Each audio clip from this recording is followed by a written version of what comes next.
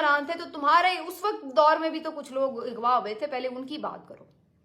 یعنی یہ کون سا انصاف کا معیار ہے کہ یعنی اگر میرے ساتھ ظلم ہوا ہے اور میں اپنی استدعا لے کے جاؤں تو پہلے مجھے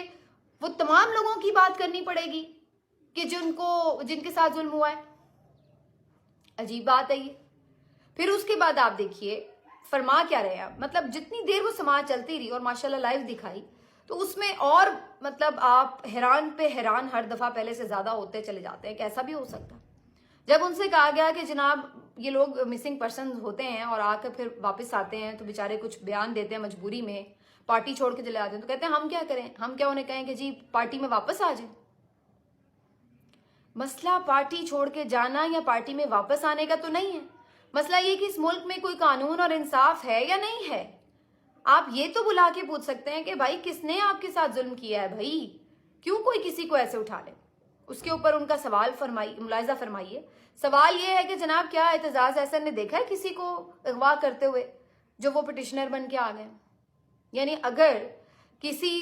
ظلم کو ہوتے وقت اگر کوئی گواہ وہاں پر موجود نہ ہو تو وہ خود پٹیشنر نہیں بن سکتا بھائی. یعنی آپ نے یعنی بنیادی طور پر آپ یہ طے کر رہے ہیں کہ اگر میں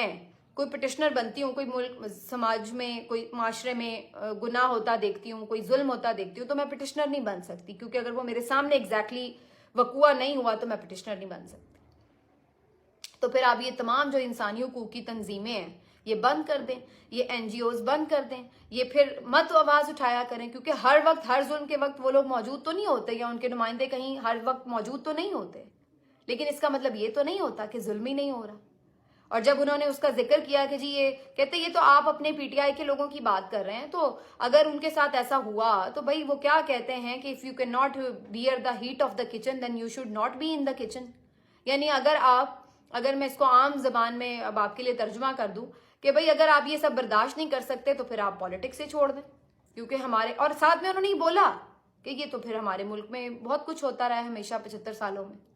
یعنی ایک طرح سے آپ پھر جسٹیفائی کر رہے ہیں کہ ہاں بھائی چونکہ یہ ہمارے ملک میں تو ہوتا ہی رہا ہے تو پھر کیا آپ کو ضرورت ہے آپ صحافت میں یا سیاست میں آئیں. اگر آپ برداشت نہیں کر سکتے تو بھائی یہ تو ہوتا ہے لہٰذا آپ برداشت کریں، اور اگر آپ برداشت نہیں کر سکتے you should not be in the kitchen.